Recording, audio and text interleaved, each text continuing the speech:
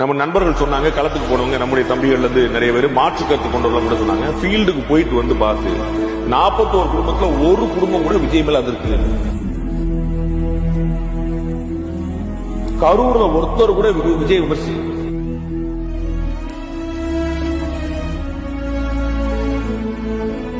ஆனா என்னமோ நடந்திருக்குங்க அப்படின்றாங்க. அண்ணன் அப்படி கிடையாது, தளபதி அப்படி கிடையாது அப்படின்னு அவர்கள் விஜய் மீது மிகப்பெரிய மரியாதை வைத்திருக்கிறார்கள். தொடராளர் உயிரிழந்தவர்கள் குடும்பத்தில் என் பையன் அவ்வளவு ஆசைப்பட்டான், பாக்கணும் வாமா, ஒரு தாட்டி வாமா, ஒரு தாட்டி வாமா, ஒரு டைமா வாமான்னு சொல்லி கூட்டிட்டு போனா. ஆனா அவர் மேல நான் குறை சொல்ல மாட்டேனா, ஒப்பனா நான் சொல்றேன். யார் எப்படி எடுத்துக்கிறாங்களோ எனக்கு தெரியாது, அவர் மேல தப்பு இல்ல. எப்படி சொல்றேன் எனக்கு தெரியல சார். இது என்னமோ வேற மாதிரி திட்டமிட்ட சரி மாதிரி எனக்கு தெரியுது. ஆனா பொதுமக்கள் கூட எல்லாருமே என்னமோ நடந்திருக்கு, அது என்னன்னு தெரியலங்க அப்படின்னு ஒரு கிரே ஏரியா இருக்கு. இதுதான் மணலியா. ஒரு போலீஸ் கூட வரலைங்க சார், பாதுகாப்பு கொடுக்கல. விஜய் வந்து பேசுறத பத்தி செத்து பேர நாம வர்றேன். ஸ்டாலின் வந்து ஆட்சிக்கு வர நம்ம காப்பத்தோட வர எல்லாத்தையும் நம்பிதான் நாங்க இருக்கிறோம். இவங்க வந்தா நல்லா பாப்பாங்களே, இவங்க வந்தா நல்லா பாப்பாங்க. நாங்க யதார்த்தமா தான் இருக்கிறோம்.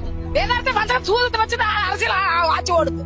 இல்ல வேலுச்சாமரத்துக்கு மட்டும் என்ன காரணம்? இந்த ஊருக்கு என்ன காரணம்? என்ன காரணம்? செந்தில் பாலாஜி தான் காரணம், வேற யாரு காரணம்? மக்களை வந்து இத்தனை பேத்தி சாவடிச்சு போட்டு உடனே விஜய் சொல்றது அதெல்லாம் ரொம்ப தவறு தம்பி. விஜய் சாருக்கு தெரியாது, நான் குத்தம் சொல்ல.